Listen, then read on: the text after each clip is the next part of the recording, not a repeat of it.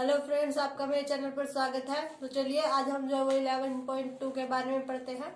11.2 में आपका समलंब क्षेत्रफल है। हम समलंब चतुर्भुज का क्षेत्रफल कैसे निकालते हैं उसके बारे में आज हम पढ़ेंगे। अगर आपने 11.1 के दोनों पार्ट नहीं देखे हैं तो देख लीजिए। 11.2 आपकी दो पार्ट्स में है, और अगर आपने नहीं देखे हैं तो देख लीजिए। क्लियर नहीं हुए हैं तो कमेंट कर सकते हैं आप। तो चलिए आज हम जो है वो समलंब चतुर्भुज के बारे में पढ़ेंगे। इसमें आपको एक फॉर्मूला याद करना है। आपके जो क्वेश्चन है वो ज्यादातर मतलब समलंब चतुर्भुज के वो उससे सॉल्व हो जाएंगे। तो देखिए आपको किस तरह का क्वेश्चन दिया होगा और आपको उसे किस तरह से करना है। वीडियो को बिना स्किप किए देखिएगा। अच्छी लगे तो लाइक शेयर जरूर कीजिएगा। तो चलिए हम शुरू करते हैं। आपका जो फर्स्ट क्वेश्चन है वो दिया गया है कि एक मेज के ऊपरी पृष्ठ दिया गया है कि ऊपरी पृष्ठ का आकार जो वो समलंब जैसा है यदि इसकी समांतर जो भुजाएं हैं वो 1 मीटर और 1.2 मीटर हो, तो इन समांतर भुजाओं के बीच की दूरी यदि 0.8 मीटर है तो इसका क्षेत्रफल ज्ञात कीजिए। ठीक है, तो पहले जो आपको गिवन है वो लिख लीजिए कि क्या क्या आपको दिया गया है। ठीक है, तो देखिए आपका जो ये मेज है वो कुछ इस तरह का है। ठीक है, एक पैर यहाँ है इसका, मतलब मोटा पतला नहीं है बराबर ही है। ठीक है, तो एक यहाँ है तो एक यहाँ है, मतलब ये इससे थोड़ा सा दूर है, थोड़ा सा छोटा है। ठीक है, मतलब इस तरह का है ये आपका। तो इसकी जो ये वाली दी गई है ये 1 मीटर दी गई है आपकी, और जो ये नीचे वाली दी गई है ये 1.2 है, क्योंकि इसमें थोड़ा मतलब ऐसे है तो थोड़ा ज्यादा हो गई। और जो आपकी ये दी गई है 0.8 दी गई है। दूरी लगा लीजिए या ऊंचाई लगा लीजिए इसकी। ठीक है, तो समलंब क्षेत्रफल इसका जो है वो इसका क्षेत्रफल हमें निकाल के बताना है ऊपरी पृष्ठ का कि हमारा जो है वो क्या आएगा। तो इन्हें हम पहले लिख लेते हैं अच्छी तरह से कि इन्हें कैसे लिखना है। तो आप इन्हें नाम भी दे दीजिए साथ साथ ताकि कोई गलती ना हो। जैसे देखिए मेज की जो ये इसकी लंबाई है सब भुजा की, मेज की भुजा, तो जो ये वाली भुजा है इसे हम ए नाम से कर लेते हैं। कितनी है? 1 मीटर है। ये पहली भुजा थी, और जो दूसरी भुजा है आपकी उसे हम बी नाम दे लेते हैं। ये आपकी 1.2 मीटर है। और जो ये आपकी दूरी है, दूरी भी कह सकते हैं इसे, आप ऊंचाई भी कह सकते हैं। तो ये जो है आपकी वो 0.8 मीटर है। ठीक है, तो इसका क्षेत्रफल आपको निकालना है। तो समलंब का जो आपका क्षेत्रफल होता है वो क्या होता है आपका, जब दो भुजाएं दी गई हो तो उन दोनों भुजाओं को जोड़ दीजिए और उनकी मल्टीप्लाई कर दीजिए ऊंचाई के साथ, तो वो आपका इसका मेज का क्षेत्रफल निकल जाएगा। तो इसे आप लिख लीजिए मेज का क्षेत्रफल। ठीक है, ऊपरी पृष्ठ का क्षेत्रफल है आपका। कैसे निकलेगा? 1/2, एक भुजा है आपकी ए प्लस बी गुणा एच, इसे आप यूं लिख सकते हैं। तो आपका जो है वो मतलब जो इसका आपको क्षेत्रफल निकालना है इसके ऊपरी पृष्ठ का, वो आपका निकल जाएगा। ये फॉर्मूला आपको याद रखना है। जो पहली भुजा है वो ए है और जो दूसरी भुजा है वो बी है। जो दूरी दी गई है मतलब ये आपकी दूरी भी दी गई है इन दोनों भुजाओं के बीच की, और आपकी ऊंचाई भी यही है। तो ऊंचाई और दूरी आपकी जो है वो h होगी। ठीक है, यानी कि हाइट। तो इन्हें आप इस फॉर्मूले में पुट कर दीजिए, आपका आंसर आ जाएगा। तो ए आपका देखिए 1/2, उसके बाद ए आपका कितना है 1 है, और ये आपका कितना है 1.2 है, मल्टीप्लाई में h आपको कितना है 0.8 है। तो इसे आप सोल्व कर लीजिए। 1/2 इसे हम जोड़ेंगे तो हमारा कितना आ जाएगा 2.2 मल्टीप्लाई 0.8। ठीक है, अब इसे देखिए इसका पॉइंट हटा के हम नीचे 10 लगा सकते हैं, तो इससे ये कैंसिल हो जाएगा। ये इसका पॉइंट हम फिर से लगा लेते हैं 1.1। ठीक है, तो ये आपका आ जाएगा 1.1, 0.8। इन दोनों की आपको मल्टीप्लाई करनी है। तो देखिए 11 की आप 8 के साथ मल्टीप्लाई कीजिए, 88 आ जाएगा आपका, ठीक है। इसका पॉइंट हटाया, नीचे 10 आ गया, इसका पॉइंट हटाया, नीचे 10 आ गया। तो 11 8 जा 88 और 10 10 जा 100, यानी कि 2 के बाद पॉइंट आएगा, यानी कि 0.88 मीटर इसका जो है वो ऊपरी पृष्ठ का क्षेत्रफल है। तो समलंब के जो क्वेश्चन दिए गए हैं वो आपको ऐसे ही सॉल्व करने हैं। जो सेकंड क्वेश्चन है वो भी ऐसे ही सॉल्व करना है। थर्ड थोड़ा सा अलग है। तो देखिए सेकंड जो है उसमें आपका क्षेत्रफल दिया गया है, तो हमें एक भुजा निकालनी है। फॉर्मूला आपका यही यूज होगा और पॉइंट्स में कंफ्यूज नहीं होना है। अगर पॉइंट्स में आपको करना आता है तो करिए, वरना पॉइंट्स हटा दीजिए, फिर सोल्व करके उसके बाद आप पॉइंट लगा दीजिए तो भी आपका ठीक हो जाएगा। तो इस तरह से आप जो है समलंब चतुर्भुज के क्वेश्चन सोल्व कर सकते हैं। तो चलिए इसका जो नेक्स्ट क्वेश्चन है वो देखते हैं। देखिए इसमें आपका क्या दिया गया है। इसमें आपका दिया गया है कि एक समलंब चतुर्भुज है, उसका क्षेत्रफल आपको दे दिया गया है 34 सेंटीमीटर स्क्वायर है। देखिए जो आपको दिया होता है, गिवन होता है, उसे आप साथ के साथ लिख लीजिए ताकि कोई गलती ना हो। तो इसका क्षेत्रफल हमें दिया गया है, कितना है, 34 सेंटीमीटर, ठीक है।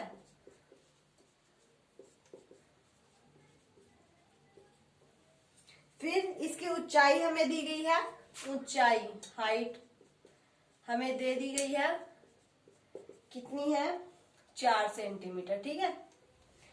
तो समांतर भुजाओं में से एक की लंबाई, यानी कि जो एक भुजा है, एक भुजा की लंबाई, जो आपकी एक भुजा है उसकी लंबाई दे दी गई है 10 सेंटीमीटर। तो इसे हम ए मान लेते हैं। दूसरी समांतर भुजा की लंबाई जो है वो हमें ज्ञात करनी है, हमें बतानी है।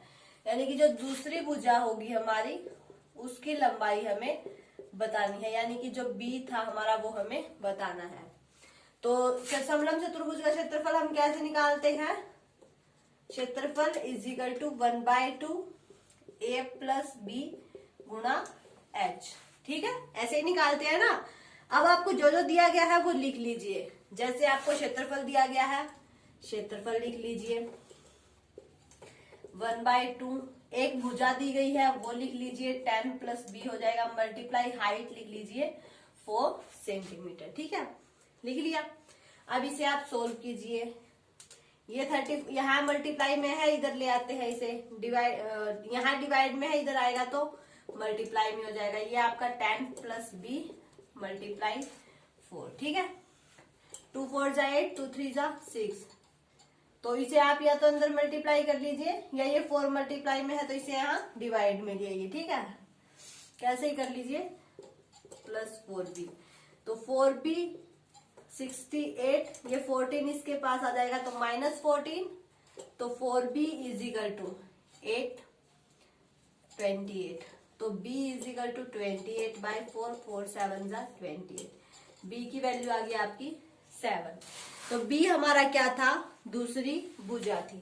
तो हम इस तरह से क्या कह सकते हैं कि हम यही फॉर्मूला यूज करके, अगर आपको एक भुजा दी गई है, ऊंचाई दी गई है, क्षेत्रफल दिया गया है, तो दूसरी भुजा निकाल सकते हैं। अगर आपको क्षेत्रफल नहीं दिया गया है, दोनों भुजाएं और ऊंचाई दी गई है, तो हम क्षेत्रफल निकाल सकते हैं। अगर आपको मान लीजिए क्षेत्रफल और दोनों भुजाएं दे दी गई हैं और उसकी ऊंचाई बतानी है, तो हम उसकी ऊंचाई बता सकते हैं। तो इस तरह से आप देखिए कितने क्वेश्चन सोल्व कर सकते हैं।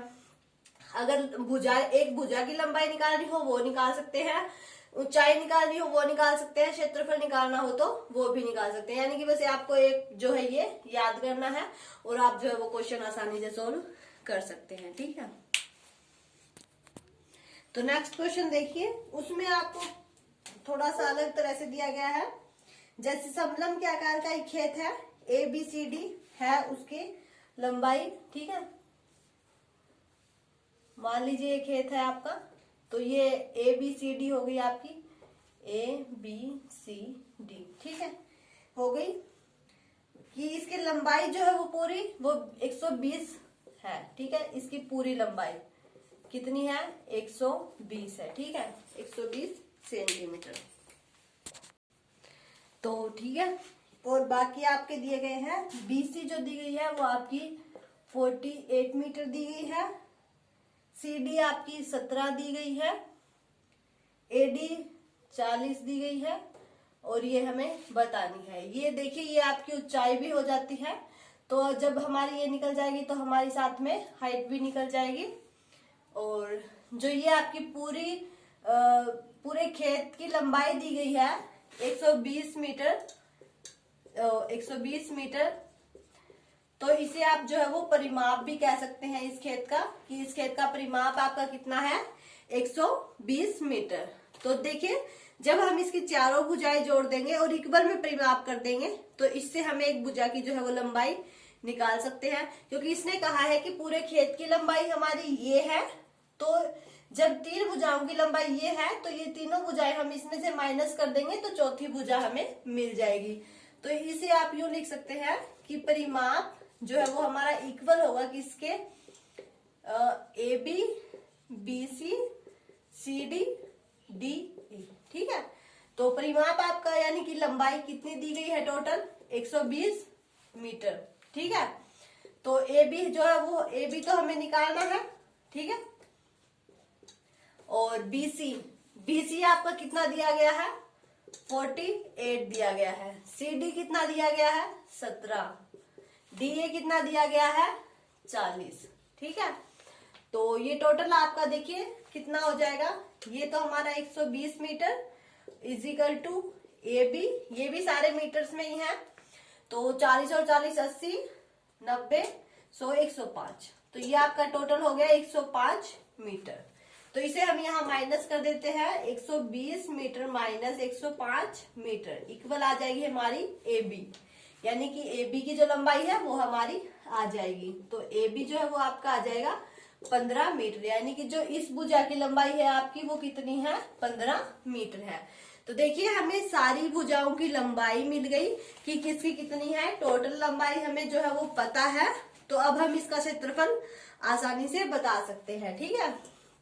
क्षेत्रफल जो है वो आपको पता है क्या होता है, 1/2 ऊपर वाली भुजा AD प्लस नीचे वाली भुजा BC और मल्टीप्लाई में आपकी हाइट, यानी कि ये कितनी हो गई 15, यानी कि AB भी लिख सकते हैं आप यहाँ AB, और ये आपकी AD आएगी, सॉरी AD BC और जो आपकी हाइट है ये यानी कि ऊंचाई AB, लिख लिया। क्षेत्रफल के लिए मैंने वही फॉर्मूला लगाया है, ऊपर वाली भुजा प्लस नीचे वाली भुजा और जो आपकी लंबाई है। इसे आप लंबाई नहीं कह सकते, ये आपकी टेढ़ी जा रही है, ये है इन दोनों की भुजाओं के बीच की लंबाई, तो ये आपकी लंबाई होगी। इसीलिए हमें ये भुजा जो है वो निकालनी पड़ी, क्योंकि ये इन दोनों के बीच की लंबाई दूरी भी बता रही है कि कितनी है और ऊंचाई भी बता रही है। तो ऊंचाई हमारी ये है, तो हम इसका क्षेत्रफल निकाल सकते हैं 1/2। AD हमारा कितना है 40 है, BC कितना है 48 है, मल्टीप्लाई 15, ठीक, 1/2 88 मल्टीप्लाई 15, तो इससे ये कट गया हमारा 44, तो 44 मल्टीप्लाई 15। तो इन दोनों की जो है वो आप मल्टीप्लाई कर दीजिए, आपका जो है वो पूरे खेत का क्षेत्रफल आ जाएगा, ठीक है। तो इनकी मल्टीप्लाई आप कर दीजिए, 5 4 20 22 144 यानी कि 660, ठीक है 660 मीटर। तो इस तरह से आपका जो है वो पूरे खेत का क्षेत्रफल आ गया है कि आपका पूरे खेत का क्षेत्रफल कितना है, क्योंकि ये भी मीटर था ये भी मीटर था तो मीटर स्क्वायर। तो इस तरह से जो है आप जो है क्षेत्रफल निकाल सकते हैं। कैसे, आपको 2 भुजाओं की लंबाई और ये दी गई है, आपको पहले ये निकालनी है, तो देखिए, और आपको टोटल लंबाई बताई गई है कितनी है, तो टोटल में से आप अगर इन तीनों को घटा देते हैं तो आपकी यही बच जाएगी। तो इस तरह से आप इस भुजा की लंबाई निकाल सकते हैं। इस भुजा की लंबाई निकलने से हमारी ऊंचाई भी निकल गई और ये लंबाई भी निकल गई, ठीक है। और इनके बीच कितनी दूरी है वो भी हमें पता लग गया, तो उससे हम क्षेत्रफल जो है वो आसानी से निकाल सकते हैं ये फॉर्मूला यूज करके। तो आपको मेन इसी फॉर्मूले में फोकस रखना है, एक भुजा प्लस दूसरी भुजा मल्टीप्लाई में हाइट ऊंचाई जो आपकी दूरी दी गई है वो, और बाय में 2, ठीक है, क्षेत्रफल निकालने के लिए। इससे आप जो है वो अगर भुजा दी गई है तो क्षेत्रफल निकाल सकते हैं, और क्षेत्रफल दिया गया है और ऊंचाई दी गई है तो एक भुजा निकाल सकते हैं। तो ये काफी हेल्पफुल रहेगा आपके लिए। तो इस फॉर्मूले को अच्छे से याद कर लीजिए। तो अगर आपको वीडियो अच्छी लगे तो इसे लाइक कीजिए, शेयर कीजिए, और अगर आप मेरे चैनल पर नए हैं तो इसे सब्सक्राइब करके बेल आइकन दबा लें, ताकि आपको मेरे आने वाले वीडियो के नोटिफिकेशन मिलते रहें और आप अपने एग्जाम की तैयारी जारी रख सकें।